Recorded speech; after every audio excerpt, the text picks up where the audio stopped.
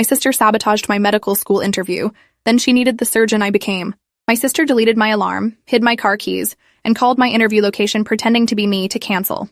I woke up at 9:47 a.m. to 17 missed calls from Johns Hopkins Medical School, asking why I hadn't shown up for my 8 a.m. interview. The interview I'd spent 4 years working toward. The one that would determine if I got into one of the best medical programs in the country. My phone was plugged in across the room, not on my nightstand where I'd left it. My alarm had been turned off completely. I grabbed it and saw the missed calls, the voicemails, the email from the admissions office marked urgent. My hands shook as I listened to the first voicemail. Professional woman's voice, slightly concerned. Ms. Hartley, this is Dr. Patricia Okonkwo from Johns Hopkins Admissions. We had you scheduled for an interview this morning at 8 a.m., and you haven't arrived. Please call us back immediately to reschedule if there's been an emergency. The second voicemail, 20 minutes later, was less friendly. Same woman, more irritation. Ms. Hartley, we've now received a call from someone claiming to be you, saying you're no longer interested in attending Johns Hopkins.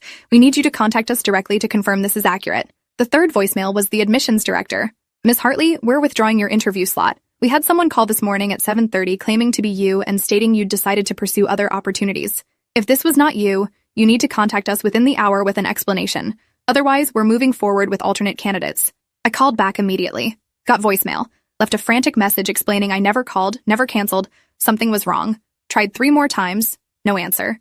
Sent emails, called the main office. Finally got through to an assistant who said the admissions committee had already filled my slot and moved on. They'd received a very clear call from my phone number canceling. Unless I could prove it wasn't me, there was nothing they could do. My phone number. I checked my call log. Nothing outgoing to Johns Hopkins at 7:30 a.m., but my phone had been across the room when I woke up, not on my nightstand. I went downstairs and found my sister Vanessa in the kitchen making coffee. She was 26, 2 years older than me, and she'd gotten into medical school 3 years ago on her first try. She was finishing her 3rd year at a different program, top of her class, everything our parents had ever wanted. She looked up when I came in and smiled. Morning. You're up late. Didn't you have that interview? Everything clicked into place. The phone moved across the room, the deleted alarm, my car keys missing from the hook by the door where I always left them. I'd been living at home to save money during my gap year while working as an EMT. Vanessa had moved back home 2 months ago, saying her apartment lease ended and she wanted to save money before residency applications. Our parents had been thrilled to have both daughters under one roof again. What did you do? I asked. My voice came out steady, cold. She took a sip of coffee. What are you talking about? You canceled my interview. You called them pretending to be me. That's insane. Why would I do that? Because you've spent 3 years being the golden child and you couldn't stand me getting into a better program than yours. Her expression flickered. Just for a second, I saw it. Satisfaction. She'd meant to do this. This wasn't an accident or a misunderstanding. She'd deliberately sabotaged the most important interview of my life. You're being paranoid, she said.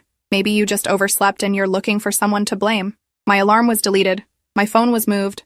My car keys are missing. And someone called from my phone number to cancel. Maybe you did it in your sleep. You've always been an anxious mess before big events. Remember when you had that panic attack before the MCAT? She was gaslighting me. Standing in our parents' kitchen, drinking coffee, and gaslighting me about sabotaging my entire future. I grabbed my phone and pulled up the call log, shoving it in her face. There's no outgoing call at 7:30, but they said someone called from my number. How did you do it? I have no idea what you're talking about. But honestly, Jenna, this victim mentality is exactly why you're not getting into top programs. You need to take responsibility for your own failures. I wanted to scream, wanted to grab her coffee and throw it against the wall. Instead, I went back upstairs, locked my door, and called Johns Hopkins again. This time I got through to Dr. Okonkwo directly. I explained everything, that I never canceled, that someone had called pretending to be me, that my phone showed no outgoing calls at that time. She listened patiently, then said, Miss Hartley, the person who called knew specific details about your application, your undergraduate institution, your MCAT score, your research experience. This wasn't a random prank. It was my sister. She has access to all that information. We live in the same house. Can you prove it was her? No, but I can prove it wasn't me. My phone has no call log. Someone must have used a spoofing app or called from a different phone. Dr. Okonkwo sighed. Even if that's true, we've already moved your slot to another candidate. Our interview season is nearly complete. I'm sorry, but there's nothing we can do this cycle. So my sister destroys my chance at my dream school and there's no consequence? I understand your frustration, but without concrete proof, this is a family matter, not an admissions matter. You're welcome to reapply next cycle. She hung up. I sat on my bed staring at the wall, trying to process that 4 years of work had just evaporated because my sister couldn't handle me succeeding. I applied to 12 other medical schools, got interviews at 6. Vanessa was suddenly very busy during each of my interview mornings. I started sleeping with my phone under my pillow, setting 5 alarms, hiding my car keys in my room. I didn't trust her near anything related to my applications. My parents noticed the tension, but didn't understand it. When I tried explaining what Vanessa had done, they said I was being dramatic, that Vanessa would never do something like that maybe I had overslept and was looking for someone to blame because I was embarrassed. Their golden child could do no wrong. I was just the younger daughter who couldn't get her life together. 3 of my 6 interviews went well. 1 went badly because I was so paranoid about sabotage that I couldn't focus. 2 were mediocre. I got waitlisted at 2 schools, rejected from the other 4. Vanessa got her top choice residency. My parents threw her a celebration dinner. I sat there smiling while they toasted her success, and she looked at me across the table with this small, satisfied smirk that no one else saw. I spent the next year working as an EMT and reapplying to medical schools. This time I got my own apartment, a tiny studio I could barely afford. I wasn't staying in that house with her anymore, wasn't giving her another opportunity to destroy my future. I applied to 15 schools, got 9 interviews, accepted to 3 programs.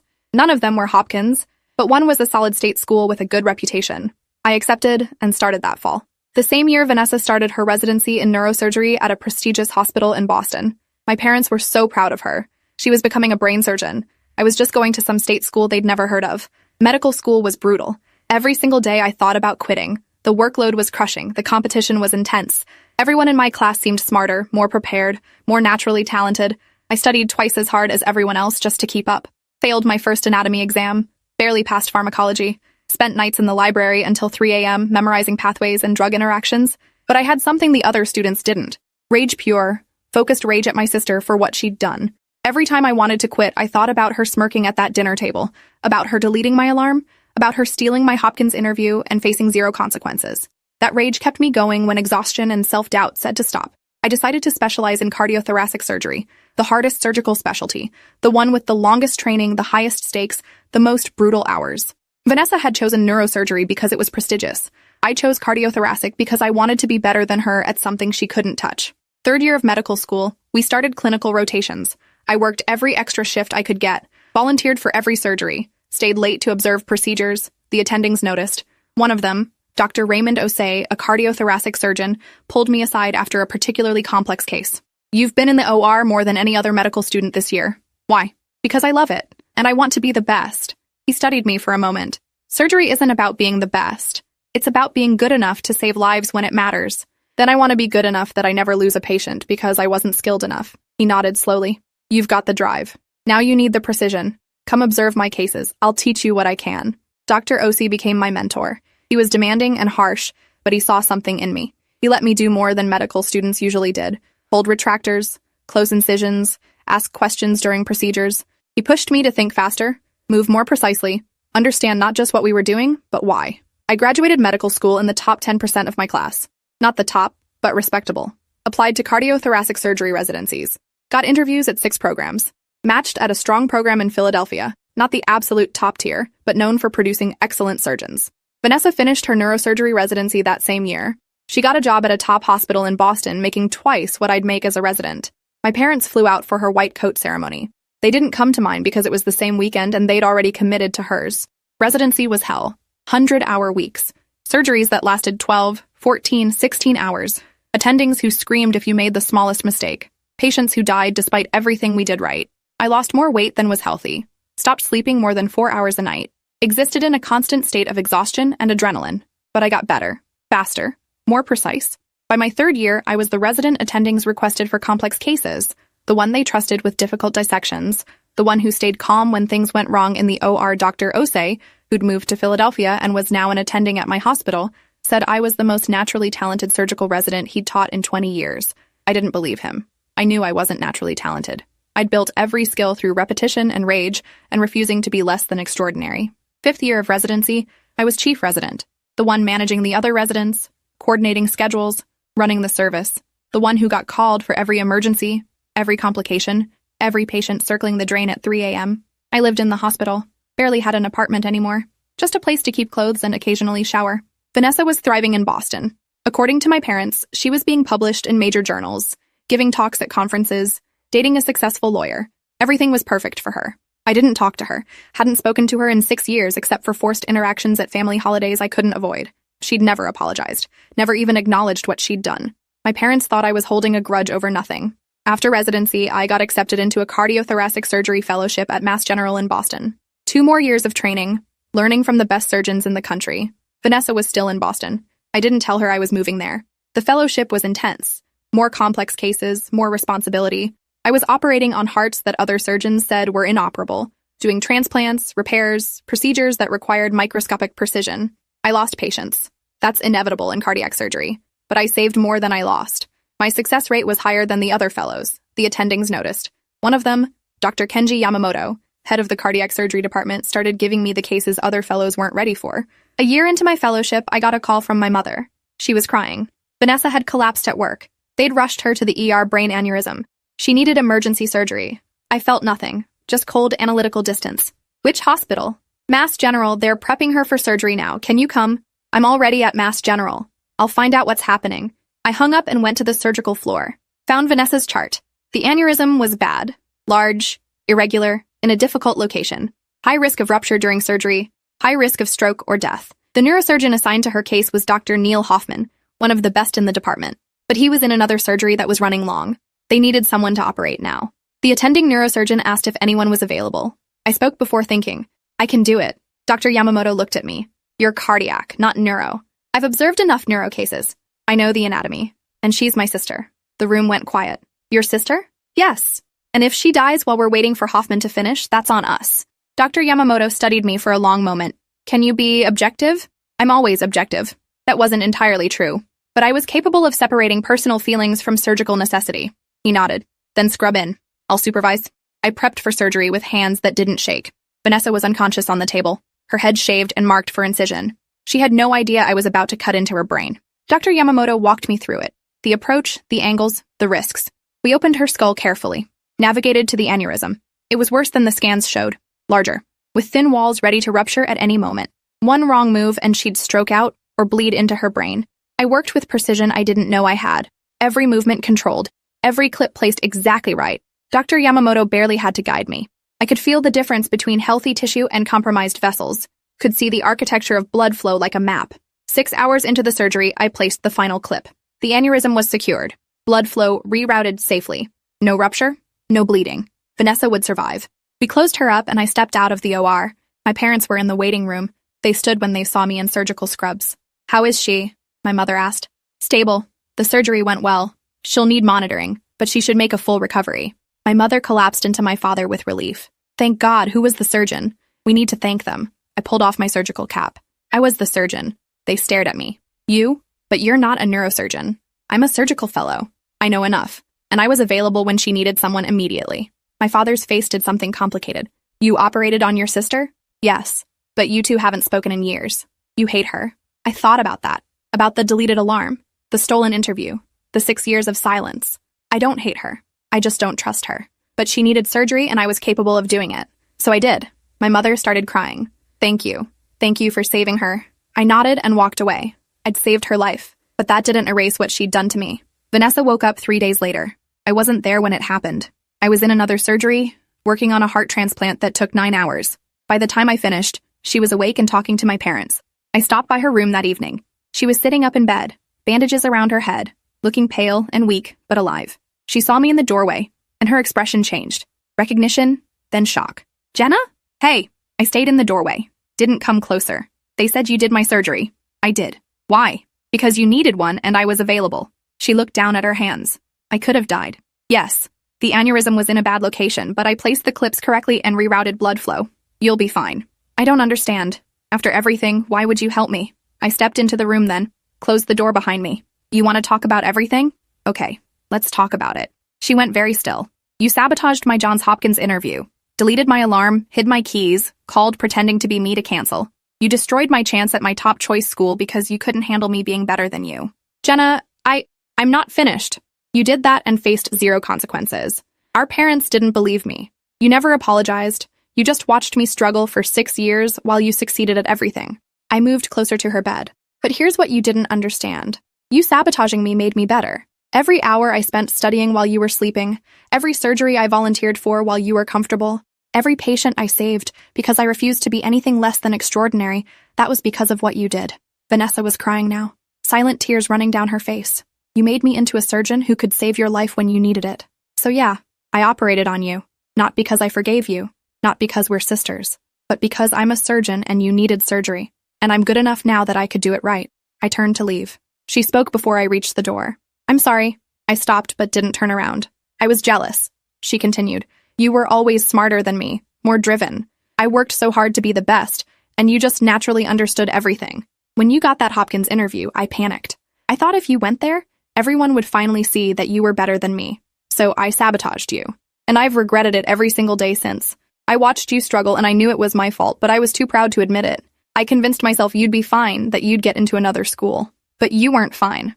And I destroyed your trust in our relationship over my own insecurity. I turned around. You're right. You did. And your apology doesn't fix it. I know. But you're my sister. And when you needed surgery, I wasn't going to let you die just because I hate what you did. Vanessa wiped her face. Thank you for saving my life, even though I didn't deserve it. No one deserves to die from an aneurysm. Not even you. I left her room and went back to work. We didn't suddenly have a relationship again. I didn't forgive her just because she apologized. But something shifted.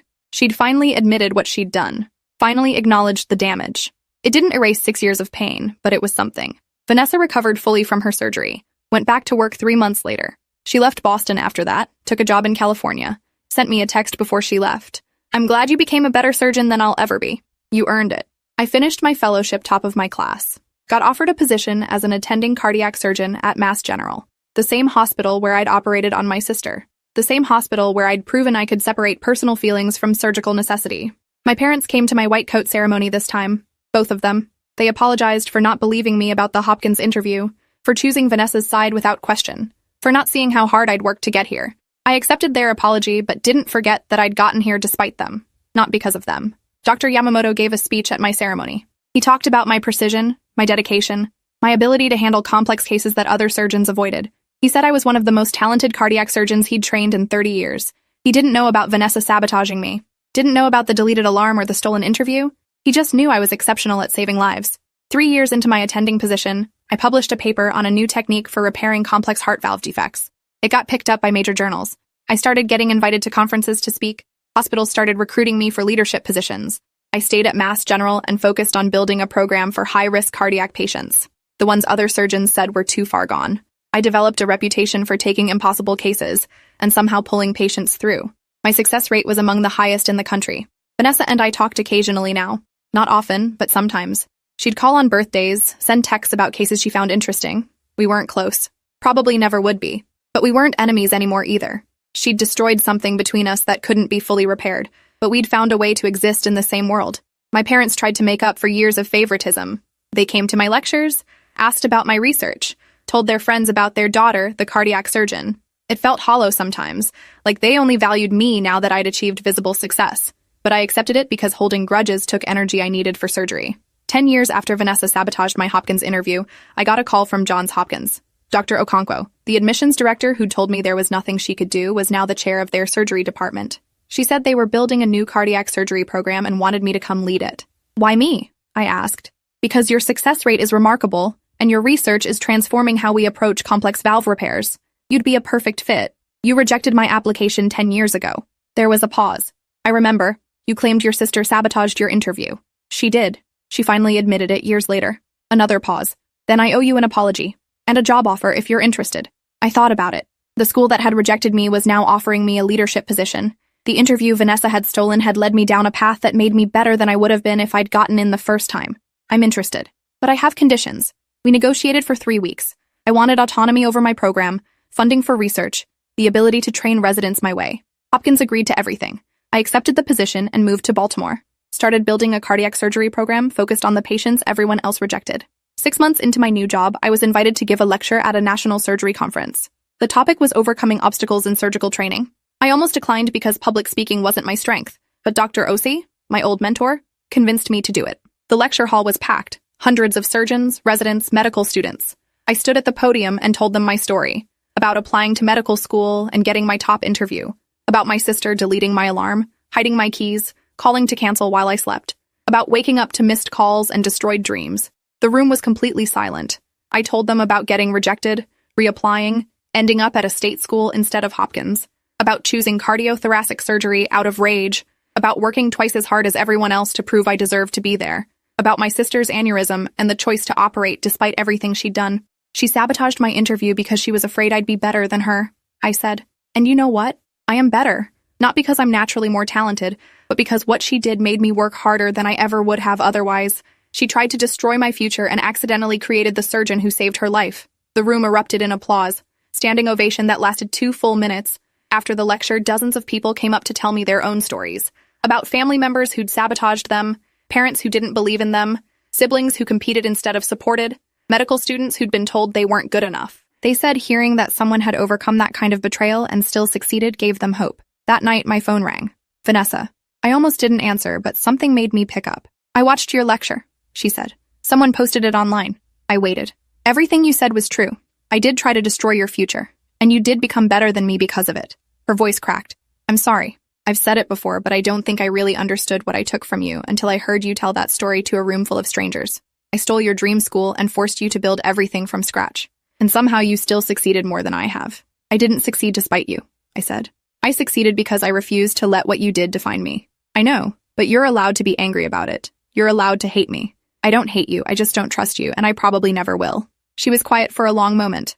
That's fair. I earned that. We talked for a few more minutes, then hung up. It wasn't closure exactly, but it was acknowledgement.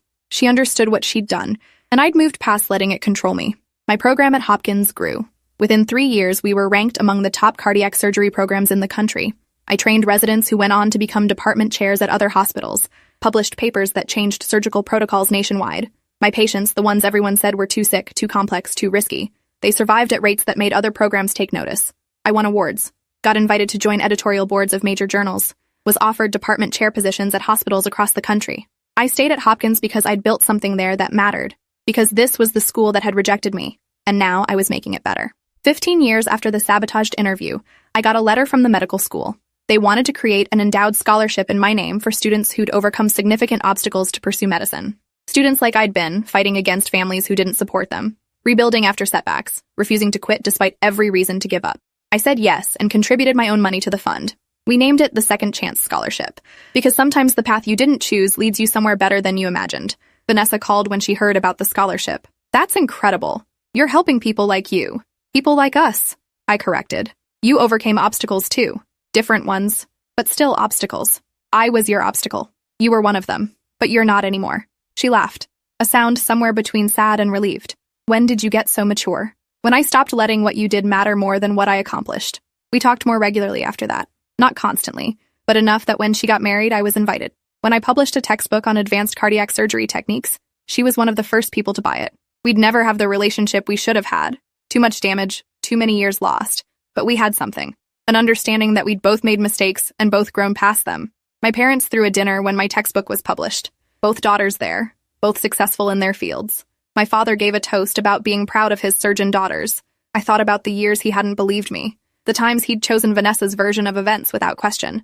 But I also thought about him showing up to my lectures now, reading my papers, trying to understand my work. To my daughters, he said, raising his glass, both of whom proved that determination matters more than circumstance. I caught Vanessa's eye across the table. She gave me a small smile. Not the smirk from years ago, but something genuine. We drank to that. To determination. To becoming people our younger selves wouldn't recognize. To building lives from the wreckage of sabotage and betrayal. 20 years after the deleted alarm, I'm the chief of cardiac surgery at Johns Hopkins. I run a program that trains the next generation of surgeons. I operate on hearts that other surgeons say are beyond repair. I teach residents that impossible is just another word for difficult. Students ask me how I got here, how I built this career. I tell them the truth. My sister sabotaged my medical school interview, deleted my alarm, hid my keys, stole my chance at my dream school. She tried to destroy my future because she was afraid I'd be better than her. And in trying to stop me, she gave me the motivation to become extraordinary. I tell them that sometimes the people who hurt you the most teach you the most valuable lessons. That betrayal can be fuel if you're angry enough and stubborn enough and refuse to let it break you. I tell them about operating on Vanessa's aneurysm, about saving the life of the person who'd tried to destroy mine, about choosing to be a surgeon instead of a victim. Some of them understand. Some of them have their own Vanessas, their own saboteurs. I tell those students that the best revenge is becoming so undeniably successful that the people who tried to stop you have to watch you succeed. That living well is the greatest response to betrayal. Vanessa and I talk a few times a year now. She's a successful neurosurgeon, running her own practice in California. She's good at what she does, not as driven as I am, but competent and respected. She never had another health crisis, never needed another surgery. Sometimes I wonder what would have happened if I'd let someone else operate on her aneurysm. If I'd stepped back and let Dr. Hoffman handle it when he finished his other surgery, if I'd chosen revenge over medicine. But that was never really a choice. Because I'm a surgeon before I'm a betrayed sister. Because saving lives matters more than settling scores. The Johns Hopkins Lecture Hall where I teach has my name on it now. The Jenna Hartley Surgical Education Center, funded by my textbook royalties and speaking fees. Students file in every week to learn from me.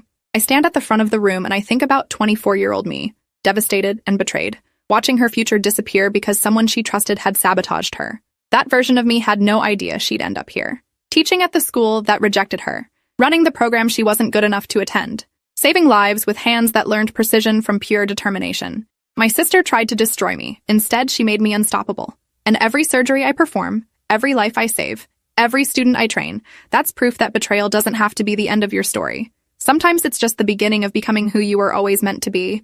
I saw Vanessa at a conference last year. We had coffee between sessions, talked about our careers, our lives, the distance between who we'd been and who we'd become. She asked if I'd ever truly forgiven her. I told her the truth. I'd moved past it, but forgiveness wasn't the right word.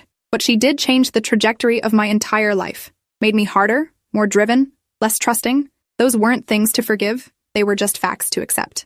But I'm grateful in a weird way, I said, because I don't think I would have pushed this hard if you hadn't pushed me out. She nodded slowly. I created my own monster. No. You created a surgeon who was good enough to save your life when it mattered. That's not a monster. That's just someone who refused to let you win. We finished our coffee and went to different sessions. I watched her walk away and felt nothing. No anger, no resentment, no lingering pain. Just the quiet satisfaction of knowing I'd built a life she couldn't touch. That the worst thing she ever did to me had become the foundation of everything I'd achieved. My sister sabotaged my medical school interview. Then she needed the surgeon I became. And I was good enough to save her. Not because she deserved it, but because I'd become someone who saves people. Even the ones who tried to destroy me. That's the real revenge. Not hurting them back, but becoming so skilled at your craft that you transcend their betrayal entirely. Becoming undeniably, unquestionably extraordinary despite every obstacle they placed in your path. She tried to make me fail. I became the best in my field instead. And every day I operate, every life I save, that's proof she didn't win. If you enjoyed this, you'll definitely want to see the next ones too. So subscribe now and let me know your take in the comments.